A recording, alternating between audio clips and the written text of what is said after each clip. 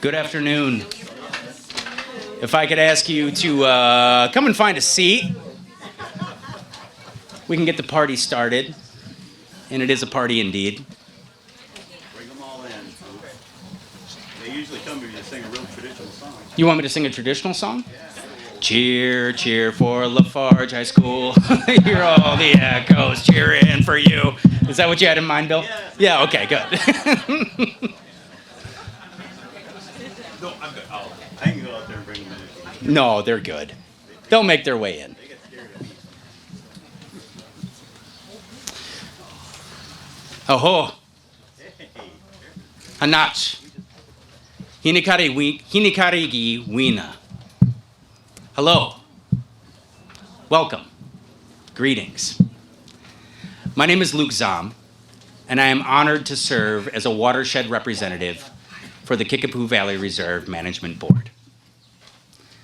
There are so many wonderful people in this audience today, and I want to take just a moment to recognize our joint management partners from the Ho-Chunk Nation. I would like to take a moment to recognize members of Senator Tammy Baldwin's office. I would like to recognize our elected representatives in Senator Brad Paff and Taryn Johnson. I would also like to take this moment to recognize past board members, present board members, community members, stakeholders, educators, and the very fabric of this community that makes the project, that is the Kickapoo Valley Reserve, work. Emotions are hard to change. As I walk on the reserve, or I canoe and I experience it recently, I find myself often getting tangled in the emotions of the many people who have come before me in this place. Fortunately, perspective is not difficult to change. The perspective that I'd like to impart at this moment is that the sandstone that makes the Kickapoo River Valley so famous and so gorgeous is estimated to be 454 million years old. 500 million. 200 years ago, before Wisconsin was recognized as a state, the Ho-Chunk Nation lived and hunted in this very region. And in fact, the nation and their storyline goes back 20,000 years in this place. 2 ice ages. That's deep perspective. 60 years ago, this place was still being talked about as a possible boat landing. True story. 25 years ago, the Kickapoo Valley Reserve was created. And now, the working board and the entities that surround that board have the task of balancing many, many perspectives. In fact, I would be surprised if every single human sitting in this audience didn't have a unique perspective about what this land was, what it is, and what it will be. Emotions are often difficult to change, but perspective is not. And today I'm excited to bring to the stage people who helped shape the current and future perspective of the Kickapoo Valley Reserve. So I would like to welcome board chair and Ho-Chunk Nation members to do the actual formal welcome. So Travis, the formal board chair of the Kickapoo Valley Reserve. Travis is a native of the Ontario-Norwalk area, and don't hold that against him. Thank you.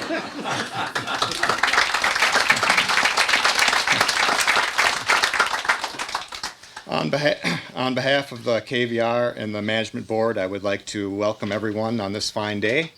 And we have a wonderful program scheduled for you all, and I hope everybody enjoys it. And with that, I'll hand it over to Chief Clayton.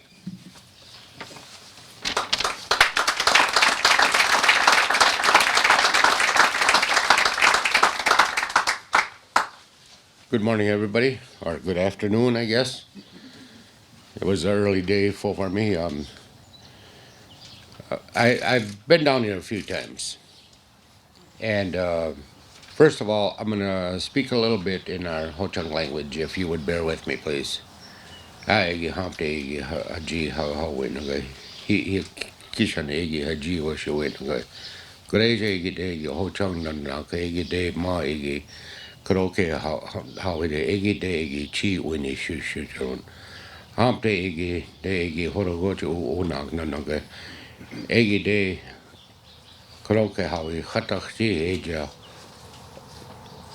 ogi we de egi hi u shijoit egi hamte egi de egi jago egi de egi hi u wawan joida Ho Chang de egi hoi ship chi egi kroke hawi de eja horogoch wa unang egi hamte egi jago egi hi u wawan joida Honok sining de egi wa unje. Kureze egi Ho Chang na ka eja. Khatakti eja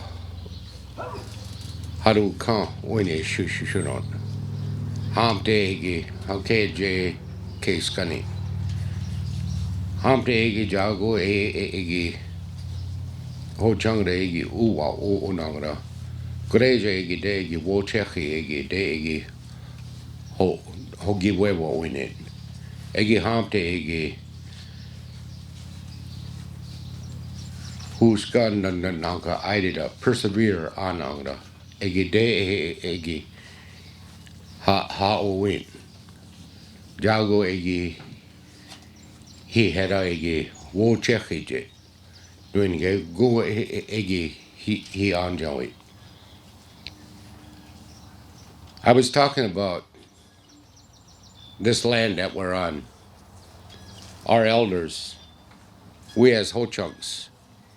Nowadays, people talk about the Ho Chunk land, how it used to be from Green Bay to Long Prairie, Minnesota, down to St. Louis, across to Chicago, that area. People don't realize how big the Ho Chunk Nation was. Today, we look at the nation here has 1,200 acres here. That's compared to what we had one day, way back when, the land base that we had. What the Ho Chunk Nation was given here is just a pea in a pod. As Ho Chunk people, we went through a lot of hardship over the years. There were removal times, the last one being in 1868, I believe it was, where the Ho Chunk were rounded up, taken down the river by steamboat, are loaded on boxcars, because the promised land was Oklahoma. But they only made it as far as the Missouri River where the Omaha are. And they created a reservation over there for the Winnebago at that time. But during these removals and stuff, our ancestors came back here. I don't want to say this land was once ours, but we took care of it. We didn't own it. Nowadays, you look around, you see all these fence lines and whatever else. We didn't do that kind of stuff. We might have lived here for a few months when things were dwindling down. We moved on.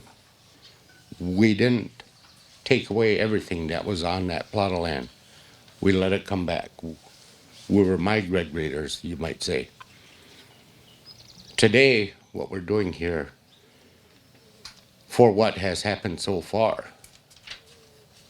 as caretakers of the land, that 1,200 acres, it's just a little bit. But I'm thankful for that much. that we can partner and do this kind of stuff here. That I'm glad we could work with each other instead of fighting with each other. So with that, I want to say thank you all for listening. Thank you.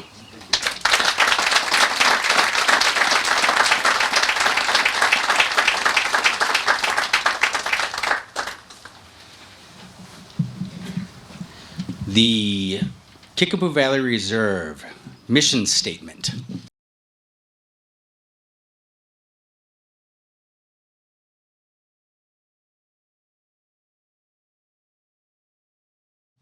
What I would like to do, if I may, is ask our friends in Senator Tammy Baldwin's office to come and deliver some remarks.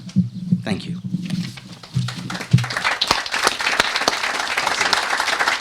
Well, thank you, Luke. Thank you, Travis. Chief Winishik, thank you very much. Unfortunately, Senator Baldwin could not make it here in person today, but she sends her regrets and a note for me to read along to all the guests here in attendance today. So with that, best wishes as you celebrate the rededication of the Kickapoo Valley Reserve.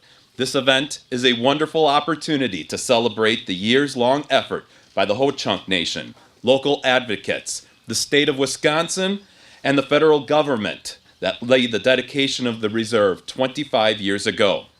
Since 2001, the Kickapoo Valley Reserve has remained a treasure of Wisconsin's driftless region.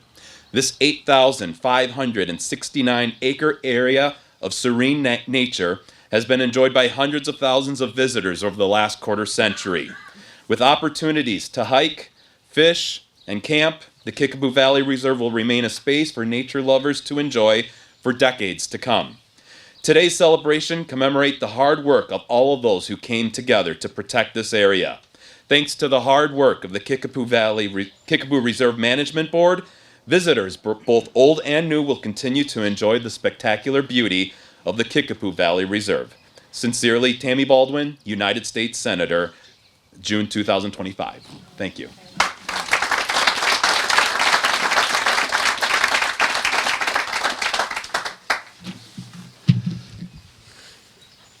The presentation of the citation. Does that mean I'm getting a ticket, Jackie? Let's hope not. Senator Brad Paff and Assemblywoman Taryn Johnson. Thank you very much. Hey, Luke. thank you. Thank you very much. Appreciate your work. Well, good afternoon, everyone. My name is Brad Paff, and it's an honor to be here this afternoon with you and to be joined by my friend and colleague, State Representative Taryn Johnson. We do have a legislative citation that it's my hope the representative will read, but I want to be able, before we do that, I want to share with you just some brief thoughts, and that is this. My mom always taught me, she said, Brad, you don't know where you're going unless you know where you've been. And I look and I see where we're standing here this afternoon. We recognize the fact of where we've been and where we hope to go. As a state senator, I stand on the shoulders of people that have done this before, and I do my very best to try and learn from them. And I am very proud to see former State Senator Brian Rood in the attendance, and I say thank you, sir. I have shared this with Senator Rood in the past, and I am proud to say that Senator Rood is my model.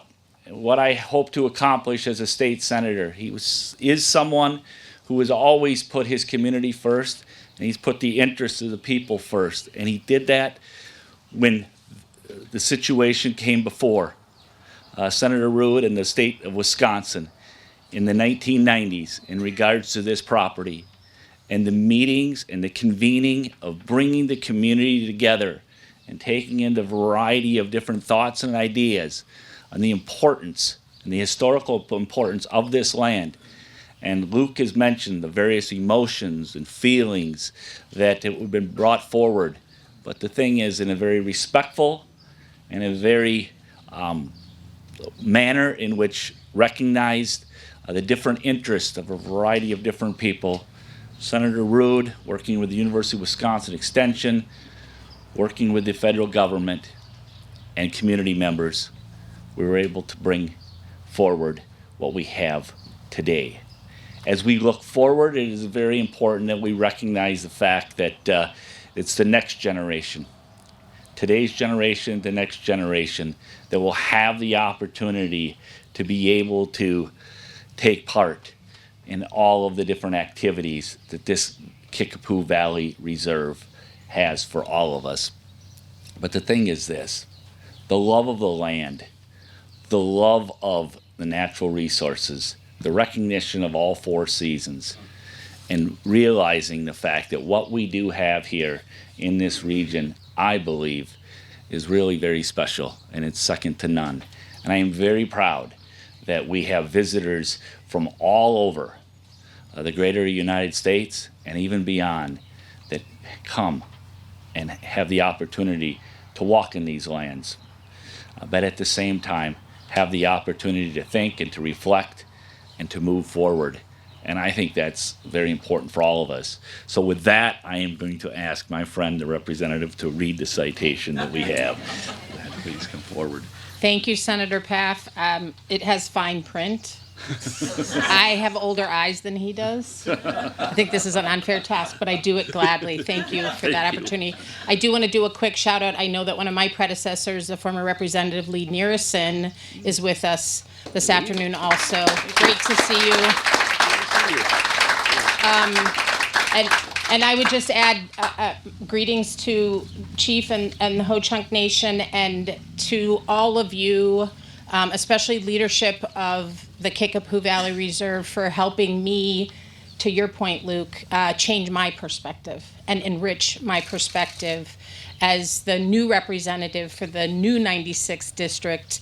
This place is incredible, and it has helped me. The time that I have spent here has really helped me gain valuable and enriched perspective. So thank you to all of you and to the reserve and leadership here.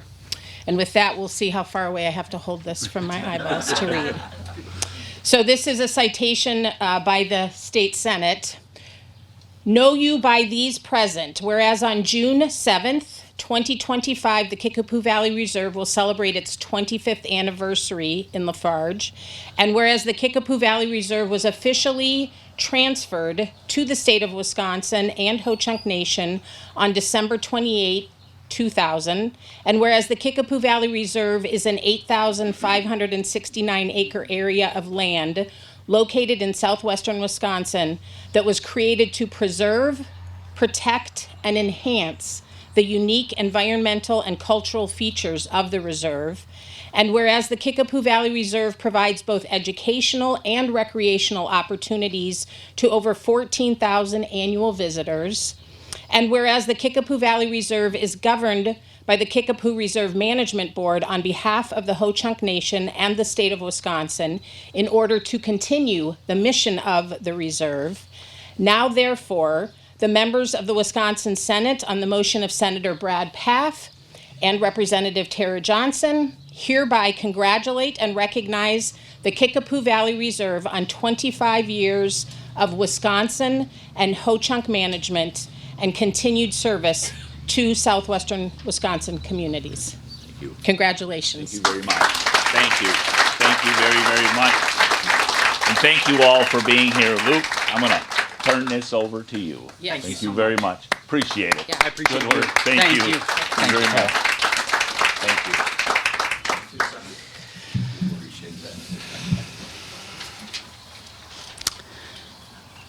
Next, one of the vital elements of the Kickapoo Valley Reserve and its management board is the Friends of the Kickapoo Valley Reserve. It is quite literally the lifeline, the way that the community has the opportunity to interact with the board through its actions, through its intentions, through its fundraising activities. The Friends are absolutely the heartbeat of this organization. And with that being said, I would like to welcome my good friend from Viola, Wisconsin, Ashley Baker.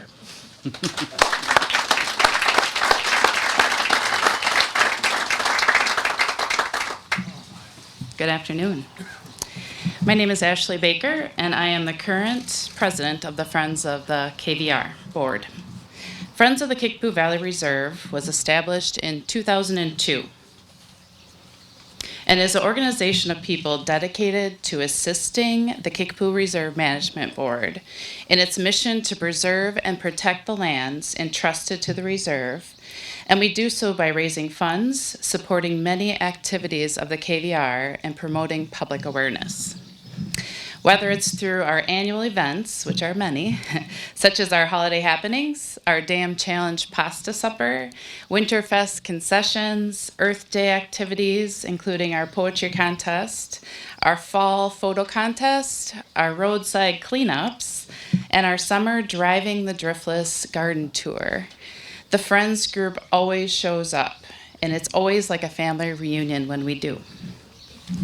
We have the most wonderful volunteers to fuel our mission, and I'm honored to say that we are currently more than 400 Friends strong and continue to grow and always welcome new members. So if you're looking to join, you may. I would like to acknowledge our current Friends of the KVR board members. So if you could please raise your hand or stand. I think most of you are over here. That would be Katie, Karen, Margaret, Jody, Aaron, and Beth. And also Marcia, who is our ongoing and dedicated treasurer. Where is Marcia? Oh, she's over there. And also, if you are a past Friends board member, could you also please make yourself known? So could you raise your hand? You are truly the leaders and the giants that came before us. Can we have a round of applause for all of our volunteers?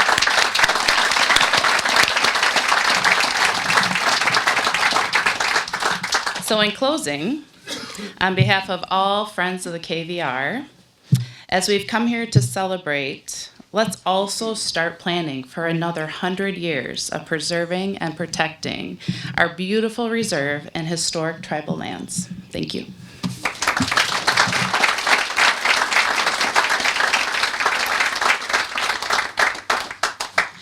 Thank you to Ashley and all of the Friends who make this entirely possible. Our keynote address. Some of you may remember the commercial, and I apologize because it was one for a beer commercial. The Dos Equis man, the most interesting man in the world. For me, our keynote speaker is quite possibly the most interesting man in the world. Bill has been associated with the reserve since its formation, and even prior to that. Most recently, Bill, in his role as a TIPA, promotes the cultural awareness of not only the Ho-Chunk Nation, but for tribes all over the United States. He brings deep perspective and knowledge. I know that when I have the opportunity to share a conversation with Bill in and outside of meetings, it is a space where I must listen, not only with my ears, but with my heart. Because he is a man who has running through him deep, deep wisdom. He has amazing patience. And quite frankly, he's really funny. So without further ado, ladies and gentlemen, please let us welcome Kickapoo Valley Reserve board member Bill Quackenbush.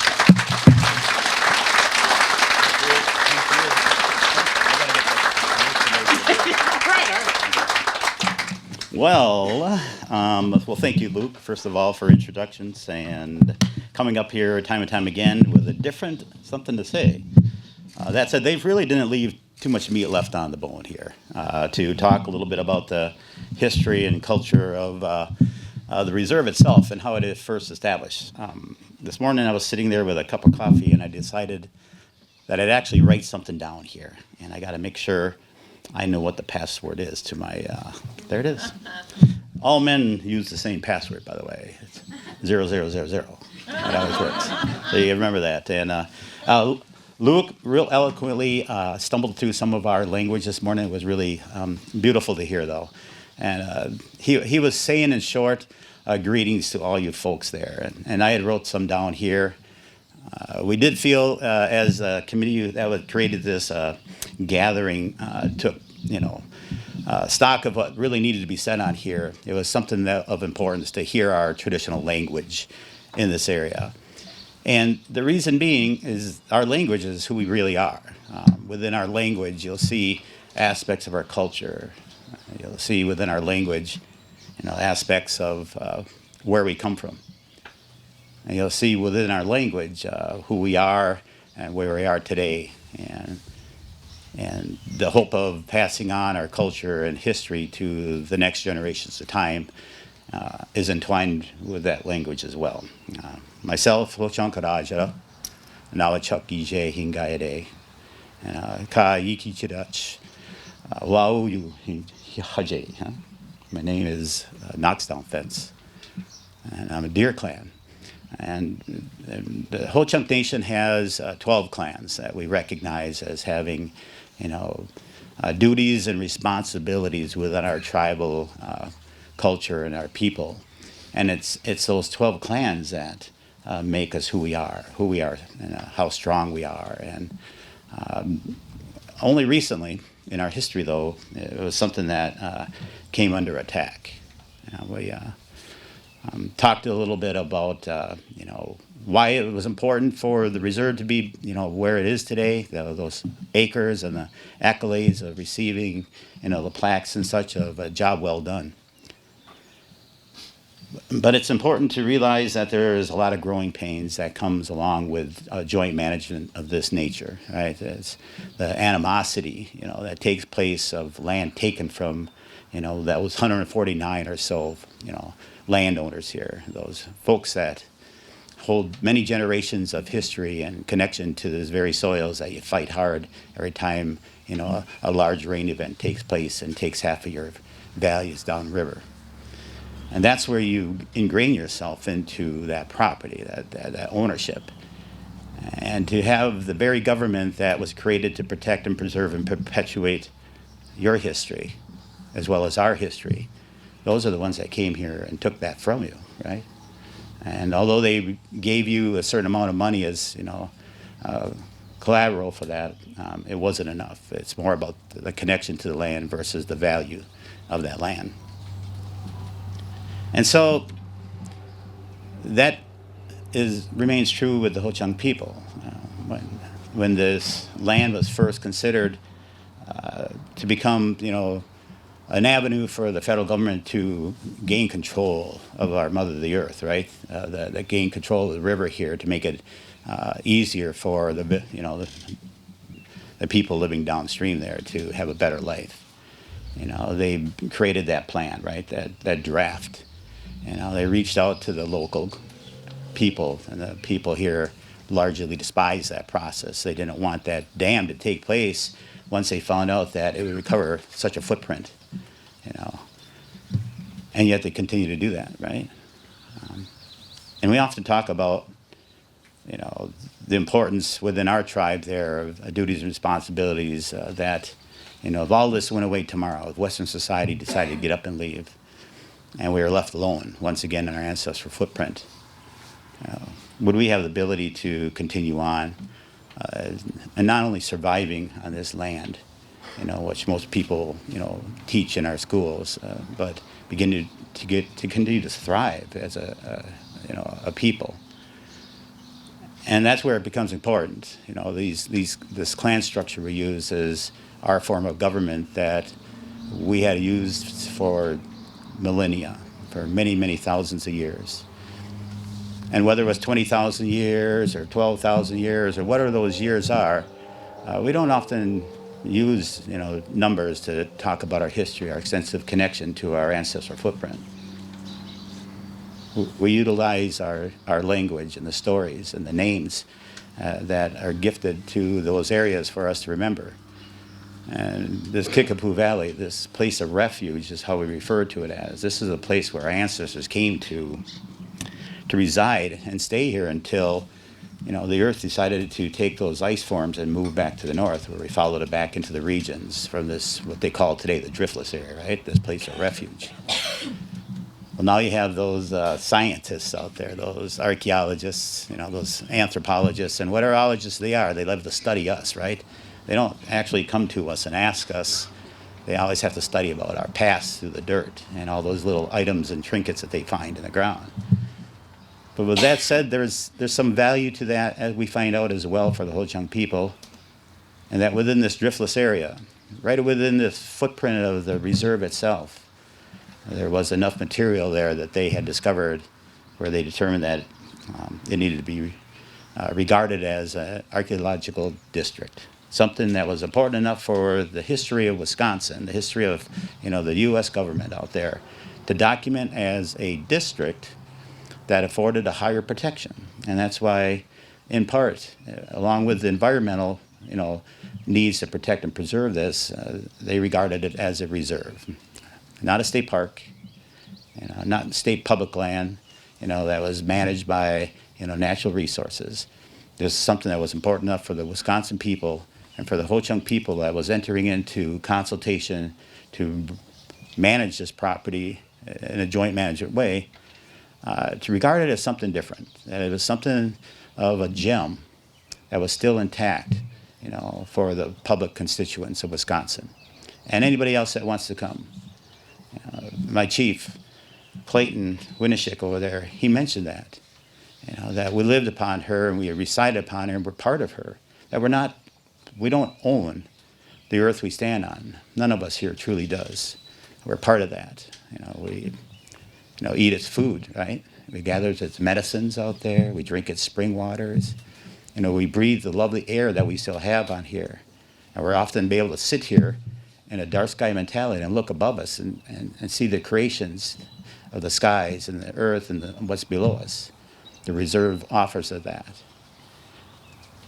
Now, it would have been nice to have the entire reserve gifted back to the Ho-Chunk people, but we don't work that way as governments, do we?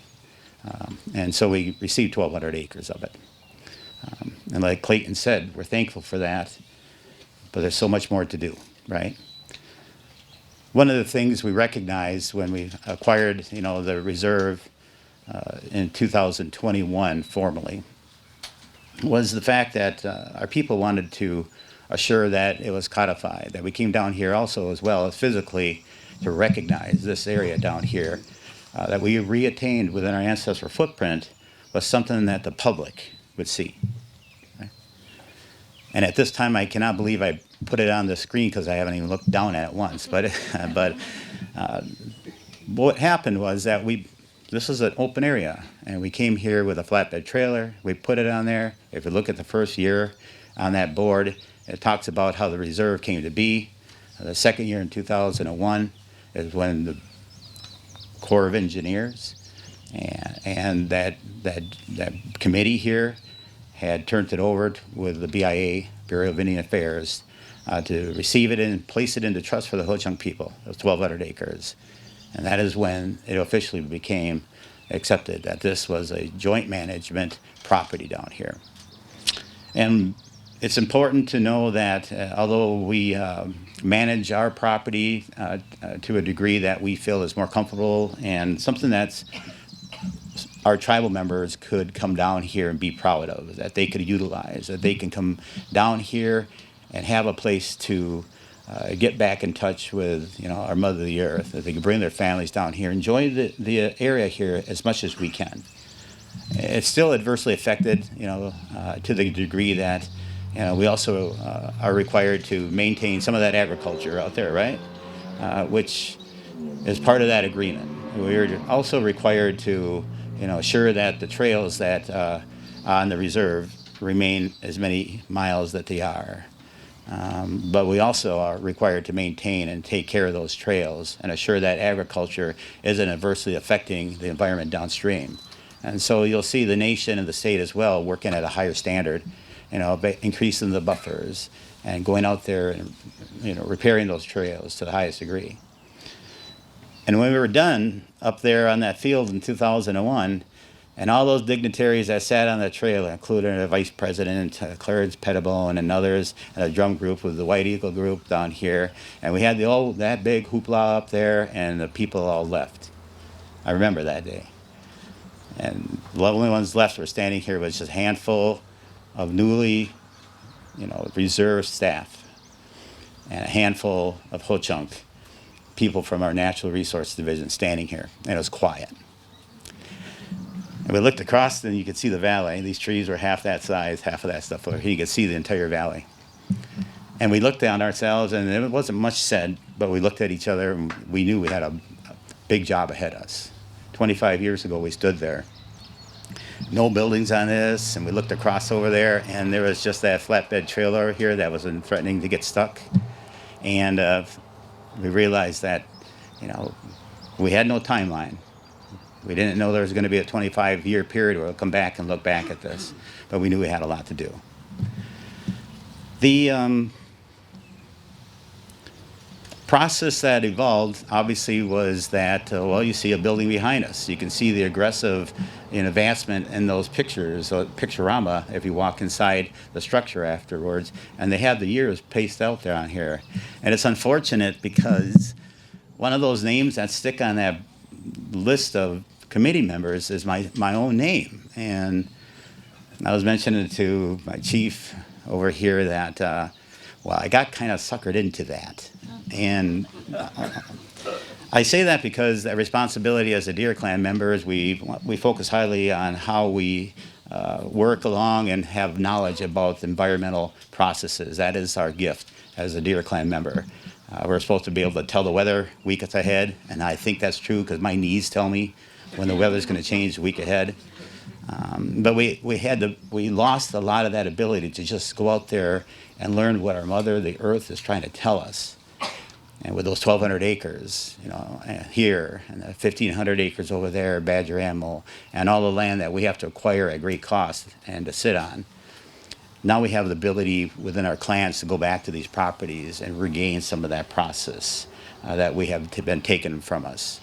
Clayton mentioned that last removal where they stuck us in these steamboats and forced us onto our last reservation because they did that 3 other times.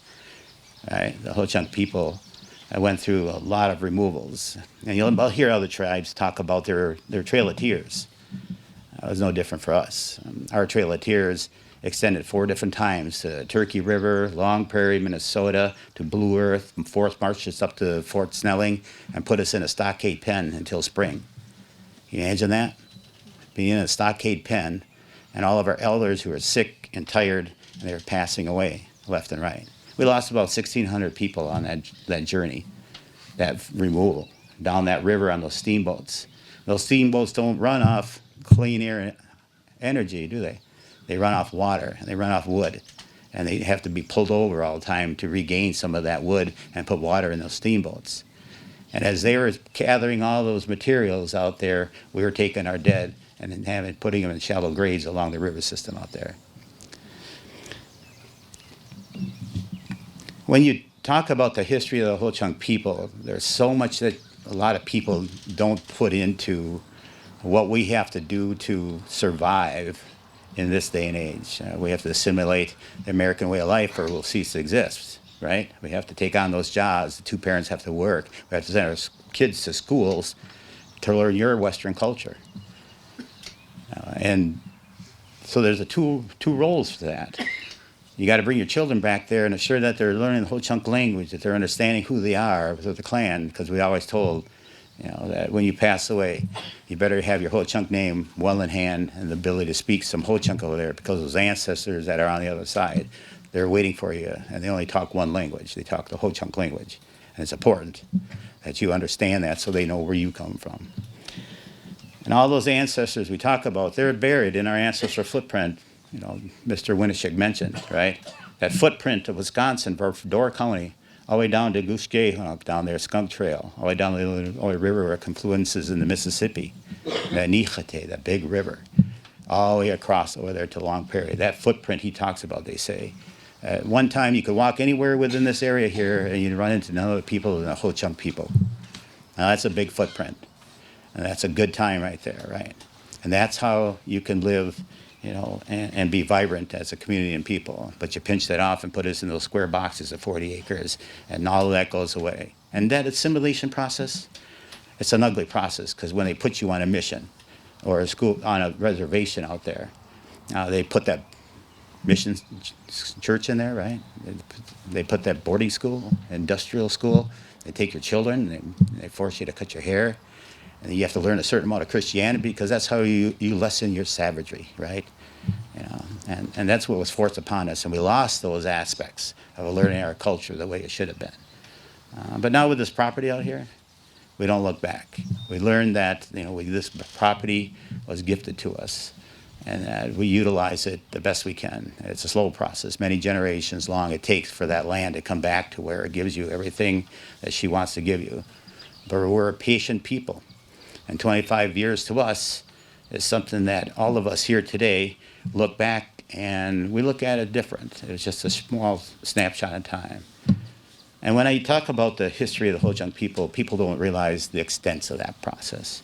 So since we have folks that are representing the state of Wisconsin, I'm going to ask one of them come up here. Come on up here. Yeah, you. Yeah, you're the one that's been the most awake. Yeah, both of you guys come up here. And if you want to stand right here, hold this in the rope with your fist, and you want to unravel that all the way there. Now this is something that we utilize at times, I do myself, to show you where in time we really are as a people. You can unroll that 50 feet that way. It's a 50-foot rope. Every inch of this rope is 20 years. And this is a historic timeline. Keep on rolling it. Don't let him pull it out of your hand, the other guy here. And what we're going to call upon is some of the staff from the Ho-Chunk people, or from the KVR here. And so the only name that really comes up to my mind at this time is Yes. She's hiding back there in the corner. Amy, if you can come up here, that'd be great. The lady next to you can come up here too, if you want to come up here. Yeah, if you stand next to Amy, you're in trouble. You come up too. There you go. See how that works here? I need someone with a beard. The guy in the orange hat. There you are. Come on up here. Where am I going? You hang on to this end of this rope, and you're going to go down to there. Hold that in your fist. You're going to grab this fist. You got it. There you go. I'm going to put the guy with the orange hat right here. Orange hat here. There's dates on this ribbon. Like I said, we don't use numbers or dates, so I'm going to tell you the stories behind it. Yep, right there. And you come on down here. Good job, Brad. You're standing here on the blue ribbon. Okay, you don't have to pull the rope too hard. It's like a tug of war. Okay, so on this rope right here is what you're going to see here is a timeline. So from this point on, he back there is the last glacier episode, 12,000 years ago, okay? This here is the beginning of the time today. So what do you call this lady right here? It's 2025, all right? Remember that. Yay. This guy here reads your date. 1492. Who sailed the blue? Columbus. Ooh. No, anyway, he discovered me, by the way. Got that? And, right here, I was already on the Kickapoo Valley Reserve board. This one here is a date there. I usually can cram kids on here. This one's a date that the first non-native stepped ashore in Wisconsin over there, and he met none of my people, the Ho-Chunk people. Who is that? Everybody in Wisconsin should know your history. That's Jean Nicolet, first Frenchman. In between them, the British come here, the early Americans, they kind of did a lot of back and forth on here. This date is a very important date. You want to read that one? There you go, Amy. 1848. 1848, we became a state. This is the history we teach our third graders in school. Now we get a little gray in school. There's many ribbons on here, literally for the Ho-Chunk people, that put hundreds of ribbons of our stories that we use to tell us where we are in time. What is your date? 1. He is correct. I have a 0 on the back side, don't I? That 0 I used to put on there, but there's no 0 on our calendar. Right? It's 1 BC or 1 AD. Right? A third grader told me that, and I had to correct myself. So who's this guy right here? Come on, you got the beard, got everything? That is Jesus. Right? So remember that guy. Every time you see him out there in the field, that's Jesus. And the reason why I have that on here, okay? Now, whether this guy happened or not in life, it really doesn't matter. You know, your beliefs are different than everybody else's on here. If you believe that he walked this earth for a short period of time and created something new, well, no matter what, something happened here because this guy brought it here. This guy The French brought it here. The British brought it. Early Americans brought it. And I told you about those removals. They were taking place right in this area right here before you became a state. They were trying to shove this guy down our throat, right? If you don't become like this guy, you'll never, you cease to exist. And so, what's important though, this lady over here, what is your date? 1000 BC. 1000 BC. Now this is a blue ribbon here, indicative of something that just recently was discovered in Madison. Right? Those dugout canoes. Right? Very hot topic. It was internationally known and worldly known because it made papers around the world that this 1200-year dugout canoe that they first brought out there, that made big news. When they brought out a 4500-year-old dugout, they realized they have something very impressive and they wanted to know more about who built that dugout canoe. In Daejo, right? Daejo, 4 lakes, and for Ho-Chunk, Madison is known as those 4 beautiful lakes over there, right?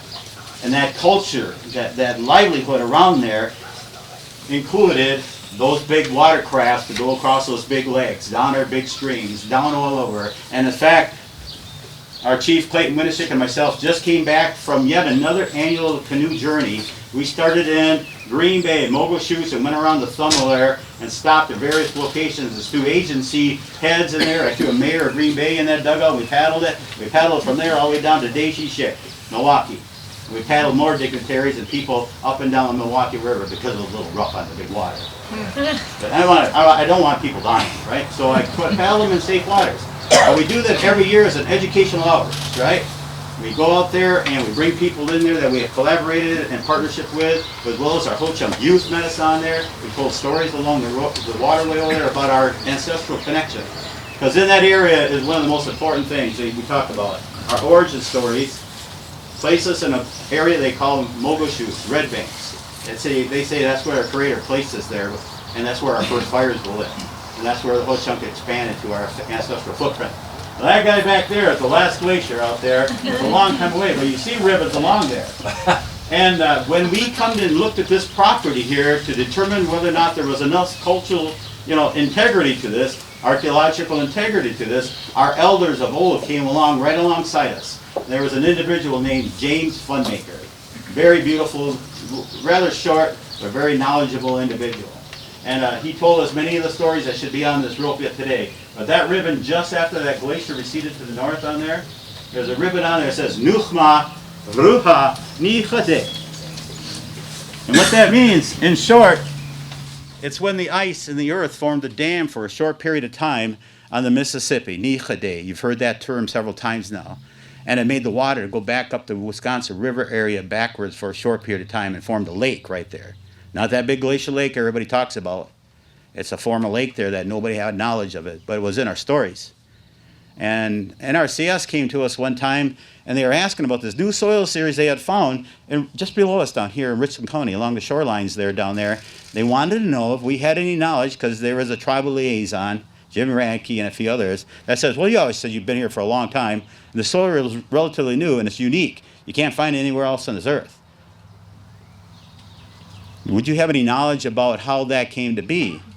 And he was talking in one room in the cubicle to my manager, and we were in the other there because Jim Funmaker was there talking about this snake, a little snake that he had in a little box, and he was concerned. And at his age of 96, he was sitting there very concerned. He was seeing birds dying alongside the road. We were losing all our plants to the north. We lost our bulrush. We lost all our rice from the lakes down in here, and all the birch are dying, and we can't get no bigger birch on here. And he says, you got to go to Washington. We're a tribal government. We're sovereign. I heard that word all the time. We have the ability to speak. We're the people of the big voice, right? We have the ability to talk. And he wanted us to go to Washington and tell them to stop what they're doing so the environment don't change so fast. It should never change in one generation at a time, what he was seeing. That's what he was getting across to us. As that individual with my manager was walking by, Jim Funmaker was there, and they stopped. And he says, Jim, you wouldn't have any knowledge about, any stories down there, in the driftless area about this soil occurrence that could have happened down there along the Wisconsin River. And Jim just kind of, he stands about that tall. When he stood up another inch, he was thinking. But he told us, I've got to think about it a little bit. I got to go. He goes like that. And I'll tell you when it comes to me. Because he's a good elder. And he doesn't want to tell you a half a story or a half truth. and then have to come back there and add to it later and add to it later again. He wanted the full story. He wanted you to get it the first time, and he left. And we were going to take this individual to our traditional court. Our tribe has the luxury of having a circle of elders sitting in a circle there in the advisory committee of our 12 clans. And you go there and you ask them a question such as that, what he had asked. And they think upon themselves. And oftentimes they'll speak in Ho-Chunk across a fire if they have it lit there. And they'll come up with a nice sound decision. And they said at one time there was 800 years of knowledge sitting in that circle right there. And that's really important for our Ho-Chunk people to pass on our culture, to have these elders sitting there assisting us. I looked at that list over there today, and there's 40-some years of knowledge sitting on that reserve board as we speak. And several months ago, we lost 20 years of that. It should have been more. And we have to replace that now with a new member on there, right?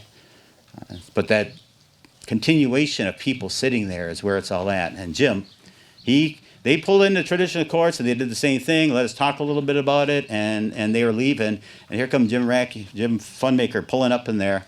And I remember that. He had this Pontiac 6000 and only one brake worked in the back left tire or something like that because it was a gravel parking lot at that time. And he just kind of pulled in there and that back tire just skidded to all.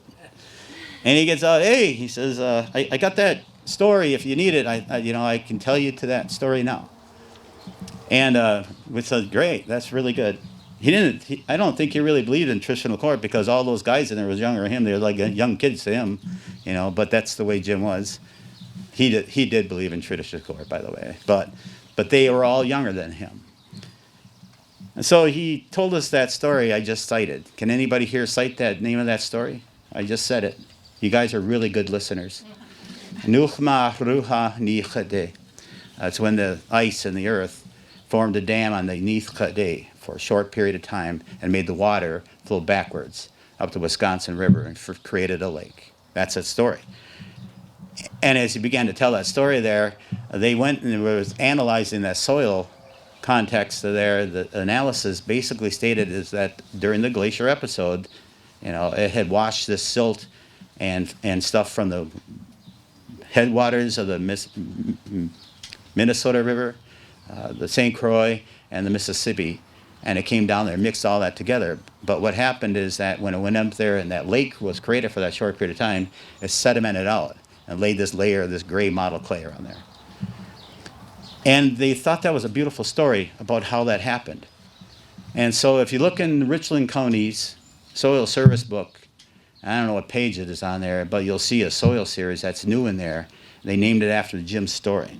They called that the Nuchma Ruha Nichade soil series. They put it in that book. And what was important from all of this story that I kind of kept you from your food is that when they made that public announcement, they had a stadium like this. And they had the Iraqis and those guys come up here behind them. They're talking about, no, the Ho-Chunk history is supporting our science of these soils in this area over here.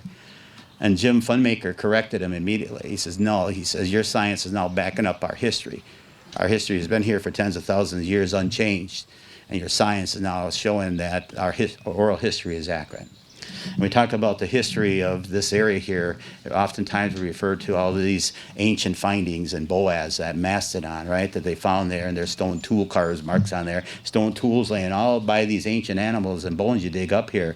And those stone tools, archaeologists will often refer to as the Paleo Indians. We got the old Indians, real old, right when the glacier was here, they got this special, spear from the point of that. They call it the Clovis point, right?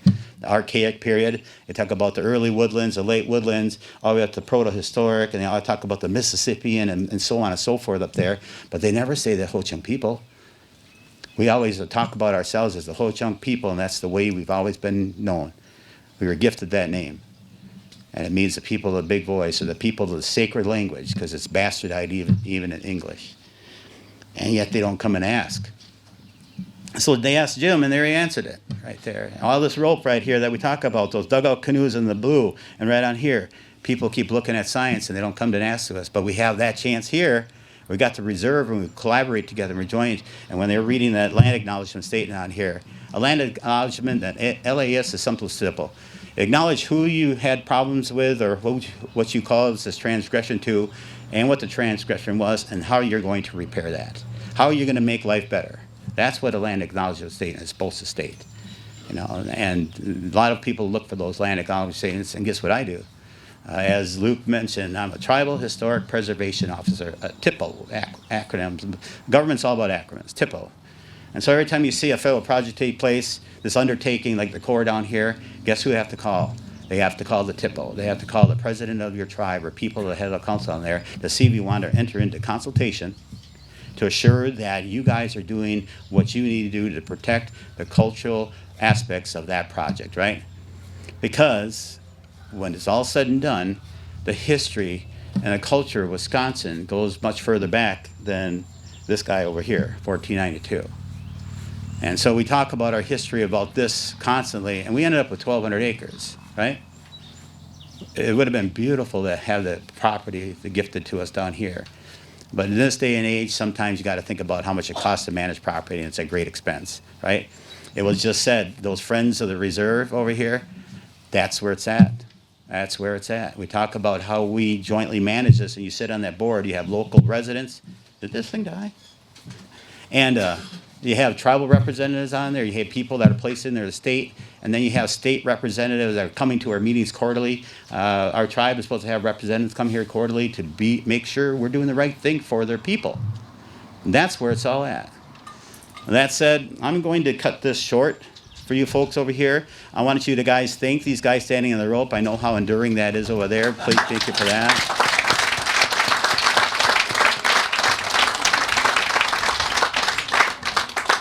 So I'll say this. I did write something down here about us making it through these first 25 years. You know. And the management team here, they come monthly. It's a very rare occasion where we do not make quorum here because it's so important for all of us. We have all busy lives, but we try to make it work. You know, our reserve doors are always open over here weekly, right? Everybody come here because it's for the public. It's even though the reserve is open 24/7 if you go out there. And that's what it's meant to be, for us to enjoy. But there's so much more to do. I put that in highlight on here. There's so much yet to enjoy, and so much that we are so excited about here in the reserve, right? Or anxious to see what the next 25 years gifts us out there. And it's you folks out there that make it happen. In 25 years, I'm going to be here. I'll be here in spirit. You ain't going to see me sitting on no board anymore. I'll tell you that, though, for that long. Unless you want to wheel me in. I'll tell you. There you go. Yeah, so we're excited. Next time I see you guys, it'll be the 50 years sitting right here. You can tell that story now. It'll be so amazing to see how that changed in the 50 years to the benefit of us as human constituents. So, thank you.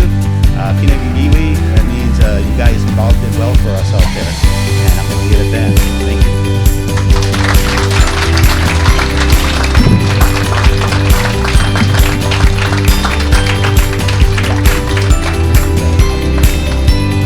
Thanks again. Oh, he's great.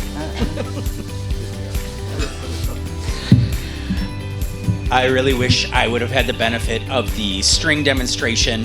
A few years ago, we were at a retreat, and my brother is a doctor of geology, and he works for the University of Texas, Austin, and he was sending me articles about how the lower Wisconsin River Valley, actually, the sedimentation points upstream.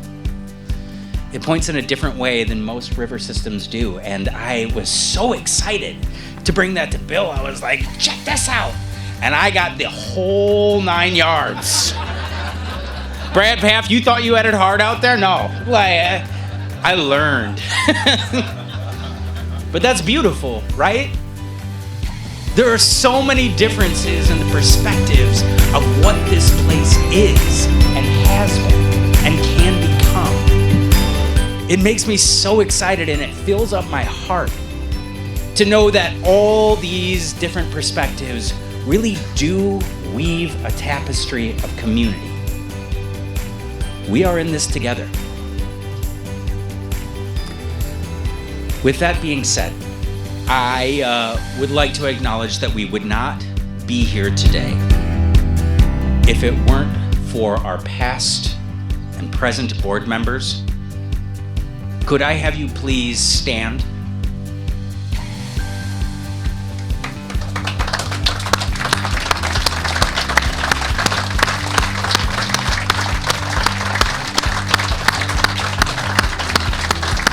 Thank you.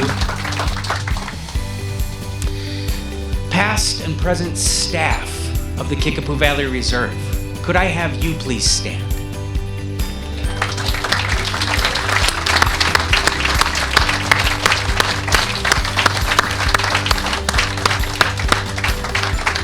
Thank you. Government officials, chiefs, folks from the nation, could I have you please stand and be acknowledged for joining us here today in honor of the work that you did tirelessly in the creation of this place? Please be acknowledged.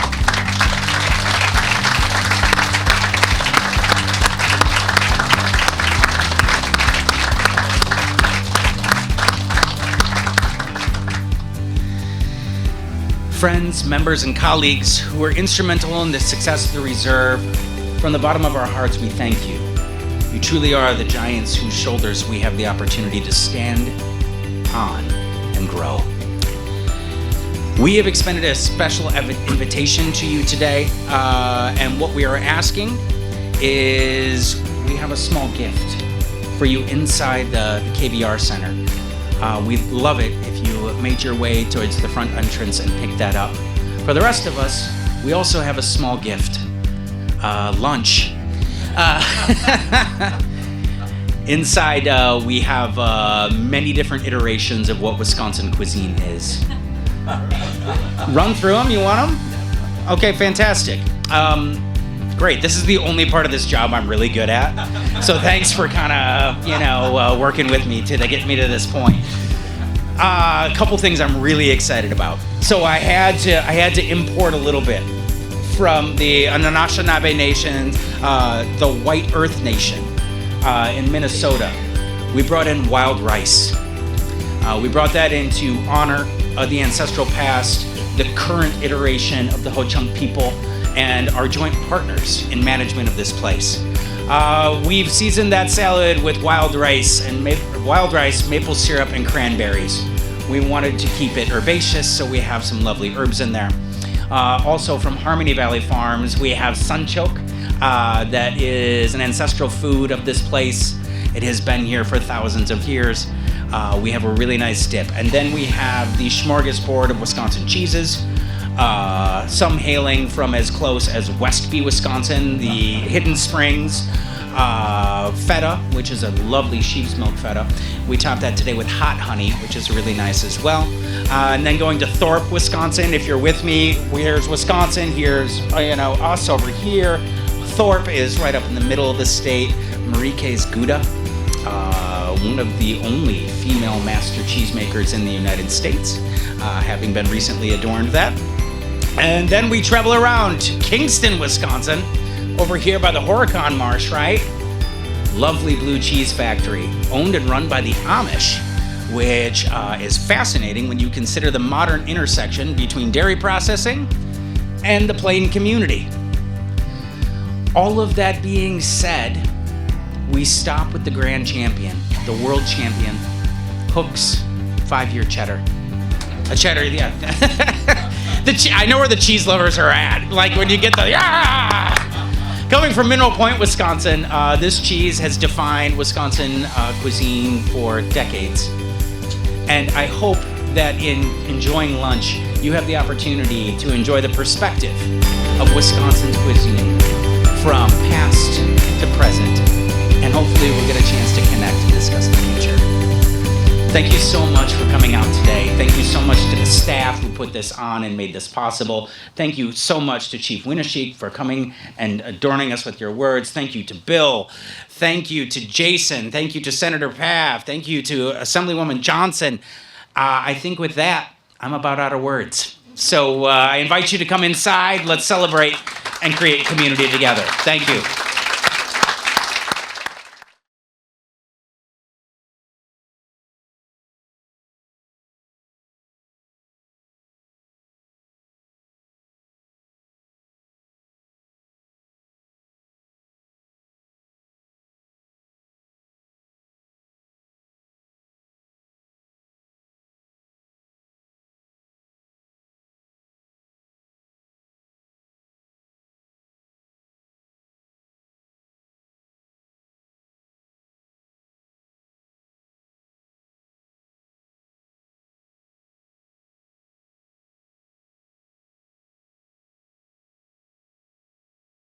KVR has been a super important place for me. My family moved here in 2008 into Lafarge, and we were met with this beautiful community and natural space that we have been frequenting ever since. I've worked here part-time as an environmental educator, helping in the education department, doing lots of events, and it's truly like my favorite place in the entire world. I'm thrilled to be here today.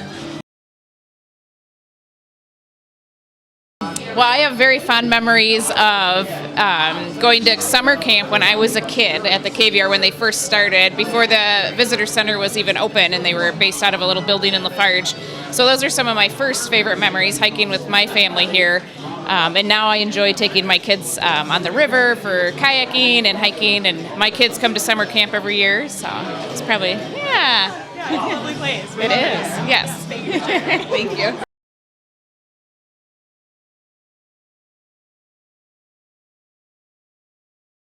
I guess I grew up in this area, so I love it so much, and I like just like helping people. And so like field crew, we do a lot of like trail work and stuff like that. So you're doing stuff for the community and giving back to them, which is amazing.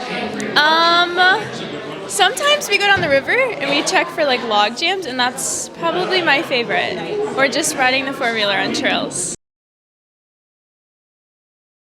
I'm State Senator Brad Paff. This afternoon I had the opportunity to come and visit the Kickapoo Valley Reserve, a place that I absolutely come and visit, and I love it. But I will say this, the presentation that we just had recognizing the 25 years of the Kickapoo Valley Reserve, it was a day of celebration. It was a day of people in the community coming together and talking about what the future can hold for this reserve, but at the same time talking and helping us better understand the past and the history, and recognizing that the importance of this land dating back thousands upon thousands of years and impacting generations upon generations of people. I thought that was just an absolutely wonderful presentation that we had this afternoon at this celebration, and as a state senator, I am just so proud to represent this area in the Wisconsin State Senate. But as a citizen of the Driftless region, I'm just very humbled to recognize the fact that we all are part of something very special here in the greater Lafarge area and the Kickapoo Valley Reserve. Very fortunate to be here for 25 years. Of those 25 years, I've been here for 21 years, and that collaboration that was talked about in speeches here by Bill Quackenbush and others, that really is one of the great things about working here is that collaboration with the Ho-Chunk Nation. They've been great to work with all throughout the time here. Anytime we need some help, all I have to do is call them up, and they're bringing 5-6 people down to help us out with whatever it is that we need. And we try and reciprocate that as well. If they need help with whatever, we're always there to help. And I think that's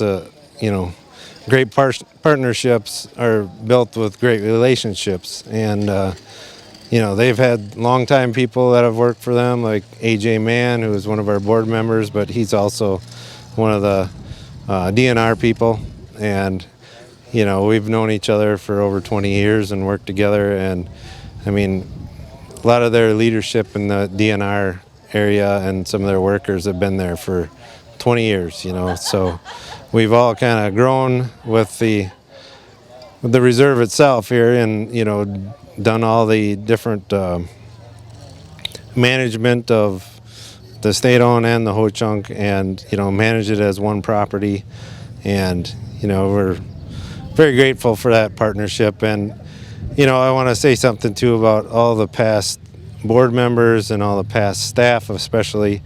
We've had a lot of great staff members that have come through here over the years, and I think each one of them should be proud of what they've done here. You go on a trail and who everybody was with, making that trail. So, and I think that those people that used to work here to come back and be proud of that, let's say, hey, I helped build this trail, or I helped build this reserve. So those are things that really stick out in my mind, and all the people that have done the hard work at the beginning to form the reserve, and they did it well. It's lasted a long time, and I just want to thank everybody involved in that, and again, appreciate everyone. And even though I'm the executive director now, I've been the property manager for 20 years of my time here, and seen a lot of changes, but I think they've all been really good. And I feel like this has become a place where people can get out and have a good time and enjoy nature, and get back to nature.